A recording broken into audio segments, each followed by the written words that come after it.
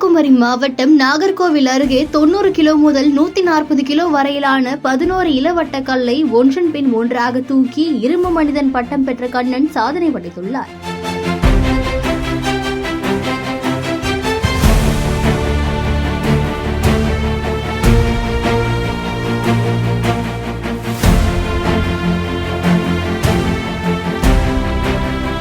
கன்னியாகுமரி மாவட்டம் நாகர்கோவில் அருகே தாமரைக்குட்டிவளை பகுதியை சேர்ந்தவர் கண்ணன். உடற்பயிற்சி கூட பயிற்சியாளரான இவர் கடந்த 19 ஆண்டுகளுக்கும் மேலாக அதிக பளு தூக்கி பல சாதனைகள் புரிந்து வருகிறார். நாகர்கோவில் அருகே விஸ்வாசபுரம் 4 வழிச்சாலையில் 13.5 டன் கிலோ எடையுள்ள டயர் லாரியை கயிற்றால் கட்டி இழுத்து சாதனை படைத்தார். நாகர்கோவிலில் நடந்த சர்க்கஸ் ஒன்றில் தென்னாப்பிரிக்க வீரர் சவாலை ஏற்று 89 கிலோ எடை கொண்ட கல்லை ஒற்றை கையால் தூக்கி சாதனை புரிந்தார். சுமார் 199 கிலோ எடை உள்ள கற்களை அடுத்தடுத்து தூக்கியும் டிராக்டர் டயர் மற்றும் வெயிட்களை தோளில் சுமந்து செல்வது உள்ளிட்ட பல்வேறு சாதனைகளை செய்து வருகிறார். இந்நிலையில் உலக சாதனை முயற்சியாக நாகர்கோவில் அருகே உள்ள தனியார் கல்லூரி வளாகத்தில் 90 முதல் 140 கிலோ வரையிலான எடையுள்ள 11 இளவட்ட கற்களை ஒன்றின் பின் ஒன்றாக தோளில் தூக்கி சாதனை படைத்தார். இந்நிகழ்ச்சியை அக்கல்லூரி மாணவ மாணவிகள் கரகோஷம் எழுப்பி உற்சாகப்படுத்தினர். தொடர்ந்து கண்ணனுக்கு சாதனை படைத்தமைக்கு பலரும் பாராட்டு தெரிவித்தனர்.